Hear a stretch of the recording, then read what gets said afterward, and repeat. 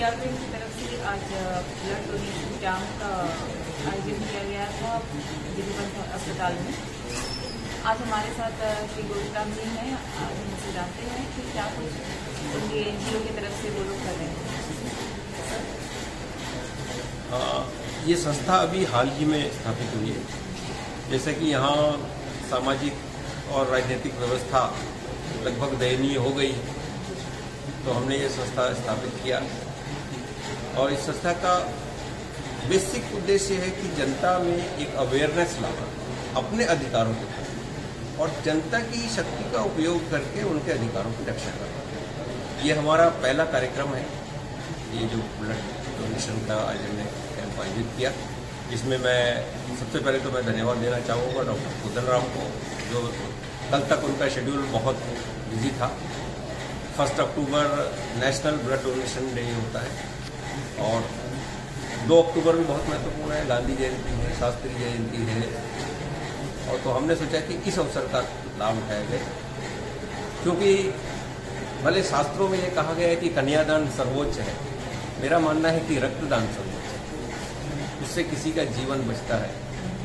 अगर किसी परिवार जिसका कोई सदस्य अस्पताल में जूझ रहा हो बीमारी से या दुर्घटना से, रक्त की क्या कीमत है ये उससे पूछा जाए, तो ये हमारा पहला कार्यक्रम है। हम आगे जनता के अंदर अवेयरनेस और जनता की मदद करने का कार्यक्रम चलाते रहेंगे। अभी हमारी अगली योजना है 12 अक्टूबर के दिन ही 2005 में राइट टू इन्फॉर्मेशन एक्ट लागू हुआ था। और आज लोगों की समस्याओं की सबसे बड़ी वजह है कि लोगों को अपने अधिकारों का ही ज्ञान नहीं है, सिस्टम का ज्ञान नहीं है। एक छोटे से छोटे काम के लिए उनको किस अधिकारी को अप्रोच करना चाहिए, उनको पैसा देना चाहिए नहीं देना चाहिए, या अगर वाजिब पैसा लगता है तो कितना लगता है। जैसे for example mutation is a simple process. अगर किसी के पिताजी का डेथ हो गया, जमीन उसके नाम थी, एक छोटी सी चिट्ठी 2 लाइन की पटवारी को दिया जाए, म्यूटेशन उसका होना है, 1 महीने के अंदर होना है, 2 रुपये म्यूटेशन फीस के। लोग वर्षों घूमते रहते हैं या रुपया खर्च करते हैं। तो हमारा ये प्रयास है, हमारी संस्था धीरे धीरे अपना एक्सपांशन कर रही है और अच्छे बुद्धिजीवी वर्ग के लोग उससे जुड़ते जा रहे हैं। हम ये प्रयास करें कि जनता के अधिकारों के बारे में जनता को पहले तो जागरूकता हो और जनता के अधिकारों की रक्षा हो।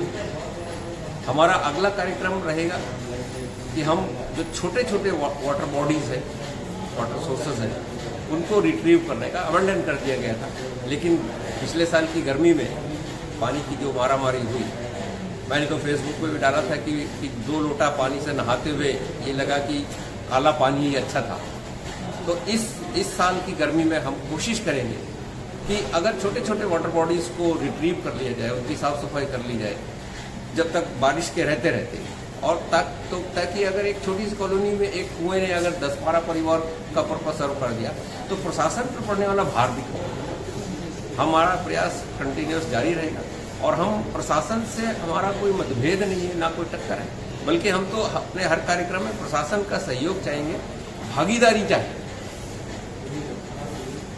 बहुत अच्छी बात कही है श्री गोविंदराम जी ने कि एनजीओ लोगों के हित के लिए, जनहित के लिए एक पहल करने की कोशिश करने वाले हैं।